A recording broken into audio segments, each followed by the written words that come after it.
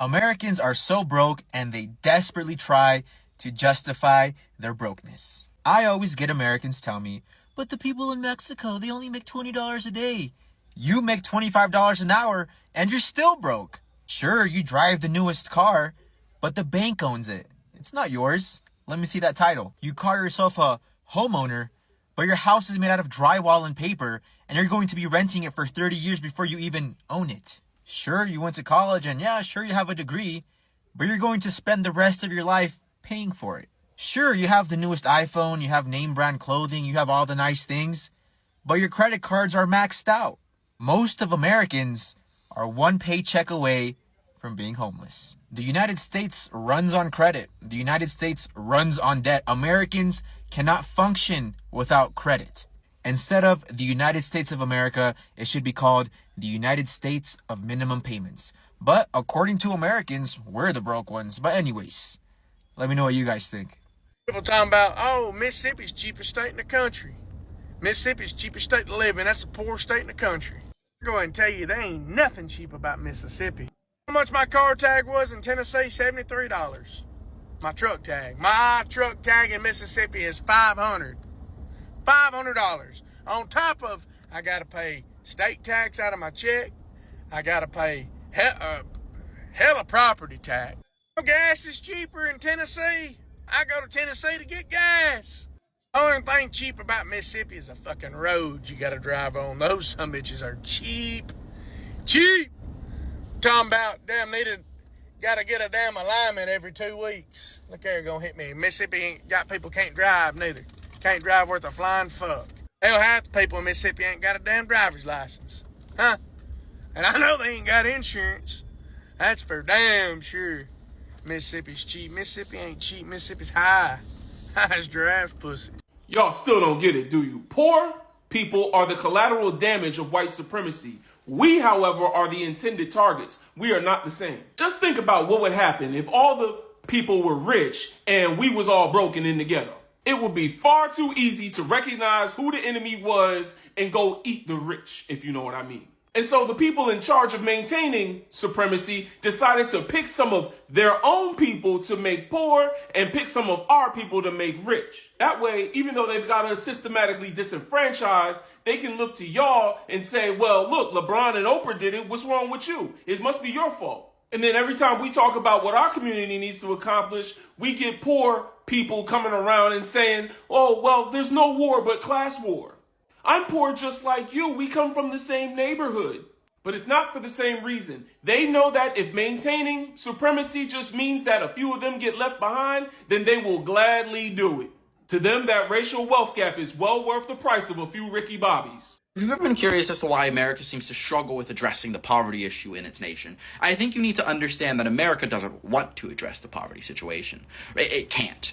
Capitalist societies like America rely on an impoverished underclass in order to scare everyone else into staying in line. Right? This fear of poverty forces people to sell their soul to the military. This fear of homelessness forces people to take jobs they otherwise wouldn't. And if America got rid of poverty, all of these coercive elements would be gone, and the military would lose people in droves. Corporation would lose people in droves. The American society would come to a standstill because people would no longer be forced to take jobs they don't want. Right? America can't get rid of poverty because America needs poverty. Poverty is a cornerstone to the American identity. And if we get rid of poverty, we have to get rid of America. And unfortunately, we're not quite ready to do that yet. You're not struggling because you're poor. You're struggling because you live in the USA. You're struggling because prices have gone up tremendously, but the wages haven't. You're struggling because your bills continue to increase, but your wages haven't. You're struggling because you have greedy, corrupt CEOs of companies that are continuing to record record profits but are refusing to pay their workers a livable wage. You're struggling because the country that prints money won't give that money back to its people. You're struggling because the country that is in $37 trillion and counting worth of debt somehow finds a way to give billions of dollars to fund new wars but won't find any money to fund the poor. You're struggling because this country is stealing 30 to 40% of your income, if not more. You're struggling because after this country wrongfully took 30 to 40% of your income, they're telling you to pay more during tax season. You're struggling because homes that used to cost $150,000 to $200,000 10 to 15 years ago are now costing $400,000, if not $500,000. You're struggling because those starter homes that used to be seen as affordable are now being bought by large corporations. You're struggling because rent was under $1,000 10 to 15 years ago is now costing almost $3,000 for a one-bedroom. You're struggling because these greedy landlords continue to increase the rent. You're struggling because a $100 grocery bill 10 to 15 years ago will get you a huge haul, will now only get you a few things in 2025. You're struggling because the gas that you used to fill up your car used to be $1 and some change per gallon is now almost $4 a gallon. You're struggling because the cost of having a good time and living life has gone up tremendously. An airplane ticket used to be $200 round trip is now $400 one way. It used to cost under $1,000 to enjoy a vacation. Now it's costing almost $3,000 to $4,000 depending on where you go. You're struggling because you're forced to get a second job just to make ends meet as things continue to skyrocket. You're struggling because the American dream is no longer the American dream. It's the American nightmare. So we in America can't even afford to live anymore. This 1976 cost of living, the average income was $16,000. A home was $43,000. New car, $5,000. Rent, $220 per month. Just look at these prices. So based on that, they're saying that the average income should be what, $84,000 now? So that means that with $240,000, I should be able to buy a new house. It's not possible. And also the average income is not $84,000. You know, most people are making way less than that. $30,000, $40,000, $50,000, $60,000, but it's not $84,000. And based on this, I should be able to get a new car. That's what? It says it would be like $5,000. So if my income is $80,000, a new car should be like $20,000, which most of the time they also are not. I mean, unless you're getting a value car. Also, if we're looking at this, your rent for the year should only be 15% of $6,000, which would be about $2,000 something dollars, which our rent is not 15% per year. It's like 30 or 40% per month. So yeah, something is definitely wrong. New car, nothing is adding up. So basically, we're not making enough to support what things cost, and it's a horrible thing. He lied. We cried.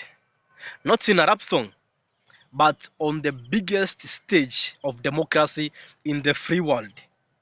My name is Anthony. Welcome back to my YouTube channel. And today we are discussing about the consequences of this Trump vote. You saw the other day, Trump snapped Anthony Albanese at the UN General Meeting of world leaders. He literally snapped him. Someone or a country that depends on us for security guarantees. His speech, even at UN, was aimed at smearing our allies, smearing a bad image to our allies, opening a trade war on every frontier of this world. Is literally like Hitler attacking France, Hitler attacking Britain, Hitler attacking Romania, Hitler attacking the Soviet Union. That's what this guy is doing, having a trade war with literally everyone, false friends. So you thought you were safe because you're an American citizen. You thought that the ICE raids were not going to affect you. You thought because some reason you were born in this country that you were protected because you're fucking supposed to be. But we found out Tuesday that that's not the case at all. They don't give a shit if you are an American citizen. In Illinois, some 300 federal agents landed on the roof, stormed an apartment complex. Some came from helicopters landing on the roof. They went through the building, door to door, kicking open doors, using flashbangs, not even giving a shit that most of these people were American citizens. They went through their apartments. They trashed all of their stuff, went through their papers.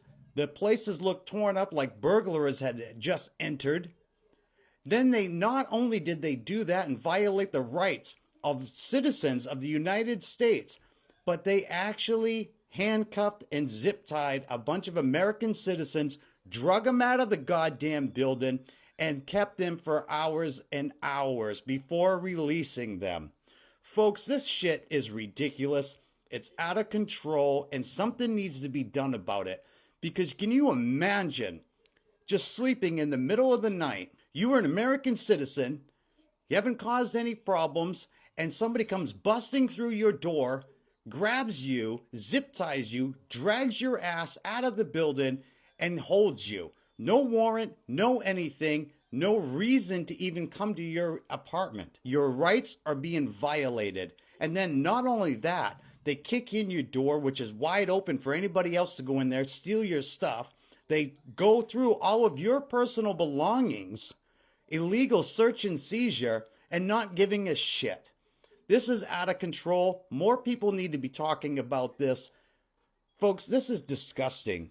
The fact that they can just kick in anybody's damn door that they want without any kind of warrant, no reason, and start going through all of your stuff, detaining you, zip tying you, and dragging you out is not the American way. It is anti-American. It is the thing that nations that we criticize all the time and our government criticizes all the time. That's the shit that they do over there. But now it's right here in our doorstep in the orange buffoons, treasonous traitor Trump's new America. Let me know your thoughts in the comments. Like, share, follow for more. This is Grim with Get the Rant, and I'll see you all in the next video. What if I told you that there was a U.S. state with the exact same life expectancy of a place like North Korea or Libya? What if I told you that if this state was a country, it would rank 101 out of 195 for maternal mortality rate in the world? Would you be surprised to know that I'm talking about Arkansas? Welcome to part 40 of the United States. Might as well be 53rd world countries stacked up in a trench coat. When it comes to developing nations, Cuba does come to mind for Arkansas. And it's mainly because of the way that the American capitalist machine has irrevocably affected the futures of both of these places. There has not been one day since the state of Arkansas was founded in 1836 that you would rather have been a person than a business in that state. Arkansas was founded to protect the interests of cotton farming slave owners in the early 1800s. Those plantation owners then shaped the state's policies and economy in their image. This laid the foundation for the economy it still has today, where a few wealthy business owners provide the state with huge amounts of tax revenue while providing the residents the lowest wage jobs available. What makes it worse is they took all the money they weren't paying people to lobby the government and keep it that way. Arkansas is the birthplace of Walmart and Tyson Foods. In most states, Walmart is the biggest drain on social services. Even when I was younger, I remember hearing stories about how they give you resources to apply for benefits like food stamps and state insurance when you get a job there. And if that's how they act outside, are we expecting them to be any better at home? This is where Cuba comes into play. Cuba is the other side of the coin when it comes to that American economic policy. To me, it's crazy that a state standing 10 toes down on participating in American capitalism has the same or worse outcomes as a nation that has not only been excluded, but explicitly held back by American capitalism. For example, both Arkansas and Cuba have a maternal mortality rate just under 40 per 100,000, but Arkansas is higher at 38. And Cuba is just under 4 per 1,000 on infant mortality, where Arkansas has doubled that at close to 8. You also live 5 years longer on average being born in Cuba. Please keep in mind, Cuba is doing this for 8 million more people making $80 billion less dollars a year while being both excluded from trading with and being bullied by its biggest and closest possible economic partner in the United States. In Arkansas, it's estimated you need 80,000 to be one comfortable person and you need 200,000 to be a comfortable family of 4. With a median income of $33K and a median household income under $60K, it sounds like a playground for 6-figure households. Too bad that's not 80% of the state. In Arkansas, 72% of households aren't at the comfortable income for one. Over 90% of households are not comfortable as a family of 4. And, the income estimates are actually similar in Cuba. For example, the median income in Havana is $10K and the average cost of living is $14. So the likelihood of being a part of the working poor at the median income would be the same there. And, I'd be an idiot to tell you Cuba doesn't have its own issues. I would also just make the argument that with free healthcare, free education, and objectively better views, you might be better off in Cuba. And just like Arkansas, if not for American capitalism and the policies that uphold it, wreaking absolute havoc on these areas, they both would be objectively better places. Put your city or state in the comments if you want me to do yours next. We are covering all 50 states with this series. Shoot me a follow if you want to see when I do yours. So Jack Daniels just told farmers in Tennessee they've got to pull themselves up by their bootstraps. while they sip whiskey off their pain. So here's the deal. So for years, the Jack Daniels Company had this agreement with the farmers of Moore County, Tennessee. Farmers raise cows and Jack Daniels makes whiskey. Everybody wins, right? Because see, after you distill all that liquor, you wind up with all this waste, this grain waste that they call slop. Now, instead of just throwing it away, Jack Daniels used to give it to farmers for free or like really dirt cheap. Farmers fed their cows, Jack Daniels got rid of the waste, and everybody was winning. But as of March 31st this year, all that's done. Now it got pulled because Jack Daniels has started using this new, what do they call it here? An anaerobic digester facility. So basically it needs constant grain and it eats the leftover grain for energy. So there is no waste, which means there's no more slop left for the farmers. So now they're all scrambling to find a way to feed these animals because in a market where everything has gone up, even feed has too. Now, the craziest part of this is the government isn't stepping in to help this time. Farmers being told, figure it out, you're on your own. Which is wild because farmers are used to getting government handouts, but this time it ain't coming. Well, this is the America you voted for. Big corporations change the rules, cut the little guy out. And the people in power are just gonna shrug like it's not their problem. Elections have consequences, and not just for you, but for your cows too. The next time you pour up a glass of Jack Daniels, don't forget, somebody's cows went hungry so the distillery could save a buck. Cheers to that, America. Let me tell you an American poorer story. Meet Joe, the average American. He works construction and takes care of business the best that he can. But it's winter and work is slow. Got laid off just before Christmas about 3 weeks ago. Maxed out his cards so kids wouldn't know he couldn't afford Christmas. Now it's January and he's working half-time, just trying to make it until work picks up. Keep himself going, telling himself everything will be fine. You know, doing the bill juggle. What bill can he skip? What bill can be put off another month? Every poor family knows the struggle. Heat and electric, they got skipped last month, so it has to be paid this time around. Can't have the family sitting dark in the cold. He thinks about asking for help, but it's hard to swallow your pride. It's embarrassing to ask friends and family. The humiliation of trying to get energy or rental assistance, standing in a welfare line. And because he works most of the year for reasonable pay, the chances of qualifying for any of those programs would be slim anyway. It's January now, and the tags are expired on his old pickup truck, but the renewal is $65. And to make matters worse, there's no money in the bank, so when the Geico autopay processed, his insurance is now lapsed. And then to brighten his day, those blue lights flash behind. License, registration, proof of insurance. I'll let you off with a warning for the expired tags, but you're going to have to appear in court for the lapsed insurance. And since you don't have a licensed insurance driver to move this truck, we'll have to send it to impound. 2 weeks later, the boss helps him get the truck out of impound, but you still don't have insurance. And to make matters worse, the judge gave you a $300 ticket for driving without insurance. And you don't have the money to pay that one either. Kids have to eat, gotta keep gas in the truck, still no tags, still no insurance. But you can't not drive. He has to be able to get to work. He has to take care of everything else. Wife hasn't even smiled at him now in months. The cloud of stress, it blinds his mind, screaming so loud, it's hard to concentrate on the simplest task. It interferes with everything, and every decision is stressed to the max.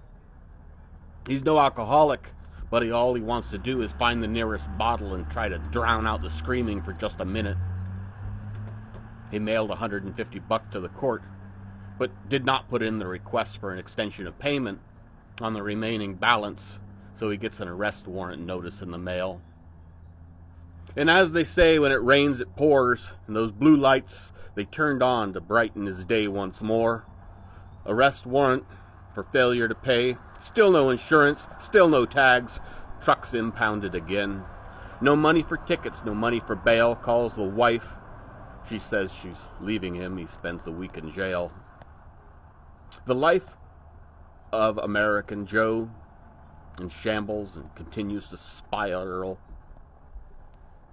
He just wonders how we will make it. How far to the bottom? How far before rock bottom is for him? He had no malice. He caused no harm. He never had ill intentions for anyone in the world. He just got caught on the wrong side of being poor. This story sounds boring, but there's something special about it. It happens tens of thousands of times every day all around America. Details of this story will be different, but the moral of the story will remain the same. People's lives destroyed just because they were poor. Meanwhile, in another part of town, where the spoons are made out of silver and children never have to eat ramen noodles or a bowl of cereal for dinner, yes, life is different on that side of town. Rack up 34 felonies and they might make you president. You can have malice, you can have intent, poison the water, poison the air, give the kids cancer. Nobody will care. All of those things are fine if you're rich. Punishable by a fine means legal for a price. The only true crime in America is to be poor. Corruption and greed are hallmarks of success. Yes, it's two-tier justice, but don't blame the rich. They worked hard to get there, while you just sat at home and bitched. Don't say that we need to do better as a society. Just pull yourself up by your bootstraps so you can join the rich and greedy.